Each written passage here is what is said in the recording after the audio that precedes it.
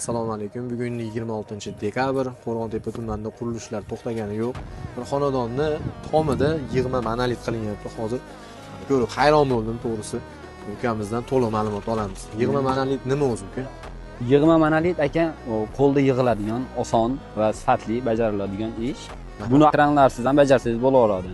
Buni uzunligi 2 metrdan tortib 7,5 metrga do'g'ir tayyorlab o'rnatib berishimiz imkoni bor.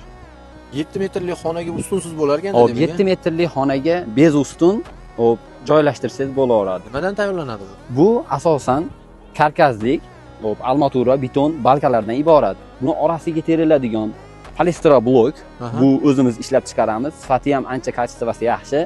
Keyin boshqa bloklardan ham to'ldirsangiz bo'laveradi oralig'ini. Bu plitadan arzon tushadimi? Xo'p, bu plitadan, nafaqat plitadan, mana yog'ochdan uyni tomlariga qilinadi-yu. Ulardan yog'ochdan 10 barobar mustahkam, betondan, plitadan solishsa teng bo'laveradi, undan qolmaydi. Bu plita bitta uy splashnoy mana ko'ring. Bitta ob'yom, bitta plita bo'lib qoladi. Steyashkasi, usta haqqi, atrofiga apalavkasi, hamma yog'i o'zi ichida bo'ladi-da, buni usti bitta splashnoy bitta plita bo'lib qoladi, xolos. Hali addelni terib, orasiga beton qo'yib, unaqa qilinmaydi-da, bitta uy splashnoy bitta holatda butun bo'ladi. Bu kvadratga hisoblanadimi? Xolasa sexdan, xolasa biz olib borib o'rnatib berishimizga doir dogovor bo'ladi. Shunga qarab kelishiladi. Demak, yig'ma monolit qilgandan keyin loy bosilmaydi, tuklik qilinmaydi. Qora qog'oz, karton tashlab bunaqa narsa qilinmaydi. To'p bilan ikkita qo'yib ularganda demak. Agar buni yog'ochdan ustunlik tomonlarini hisoblasak, aytganimdek 10 barobar mustahkamroq.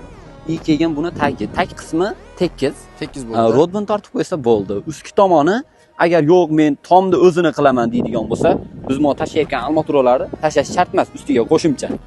Xo'p, shunda ustiga orasini to'ldirib, ustiga xolasa biz o'zimiz mahsulotimiz bor, polistirol steyashka, shundan bosib qo'yadi.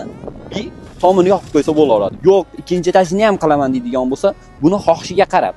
Misol, bu armaturalarda 14lik, 16lik stенасini o'zgartirishi kuchaytirgan sari baquvvatlasha boraveradi. Demak, bu mansardli bo'ladi. Shuning uchun shunaqa ko'p armatura tashlalyapti. Biz mansardli qilingani uchun buni ustidan setka tashaladi. Bu armaturasi mansard qilib yopsa bo'laveradi. Ikkinchi etajini ham yuksa bo'laveradi. Agar sizlar o'rnatib bersanglar, qanchadan tushadi kvadrati? Xo'p, agar biz borib, o'rnatib, o'zimiz hamma yo'g'ini o'zimiz olib borib o'rnatib beramiz. 220 mingdan 260 minggacha, xo'p, u yoqqa kelishuvga qarab narxi o'zgaraveradi. Misol 220 ming so'mdan desa, mashg'ulot 220 mingdan emas. Xo'p, olib borib, yo'l kirasi, ishchilarda haqqi, ichiga ketadigan sement, metapsok, ashlar kelishuvga asosan apalavkasiga doir qilinadi.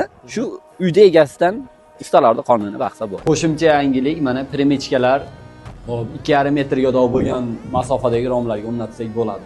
Batafsil ma'lumot olish uchun quyidagi raqamlarga qo'ng'iroq qiling.